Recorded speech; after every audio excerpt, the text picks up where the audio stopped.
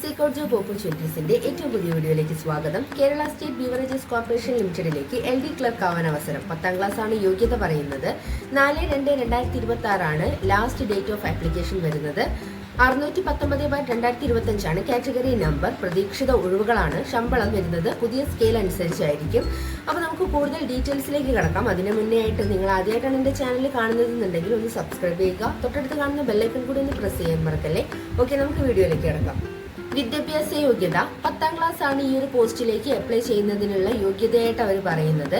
അല്ലെങ്കിൽ അതിന് തുല്യമായിട്ടുള്ള മറ്റേതെങ്കിലും യോഗ്യത. 18 മുതൽ 36 വയസ്സ് വരെയാണ് പ്രായപരിധി പറയുന്നത്. 2/1/1989 1/1/2007 ഇടയിൽ ജനിച്ചവരായിരിക്കണം.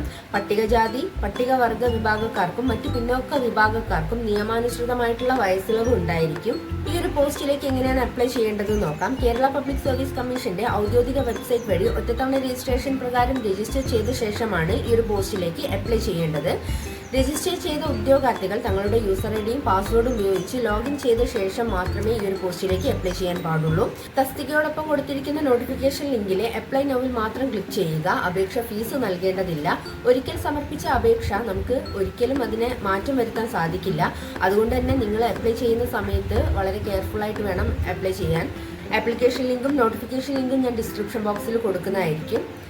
ഇന്നത്തെ വീഡിയോ നിങ്ങൾക്ക് എല്ലാവർക്കും ഉപകാരപ്പെട്ടു എന്ന് കരുതുന്നു. ഇതുപോലെയുള്ള തൊഴിൽപരമായിട്ടുള്ള വാർത്തകൾ അറിയുന്നതിന് വേണ്ടിയിട്ട് എൻ്റെ ചാനൽ സബ്സ്ക്രൈബ് ചെയ്യുക. ജോലി അന്വേഷിക്കുന്ന നിങ്ങളുടെ ഒരുപാട് ഫ്രണ്ട്സ് ഉണ്ടാവും. അവർക്കൊക്കെ എൻ്റെ വീഡിയോ ഒന്ന് ഷെയർ ചെയ്തുകൊണ്ട് തന്നെ സപ്പോർട്ട് ചെയ്യുക, ലൈക്ക് ചെയ്യുക. Thanks for watching.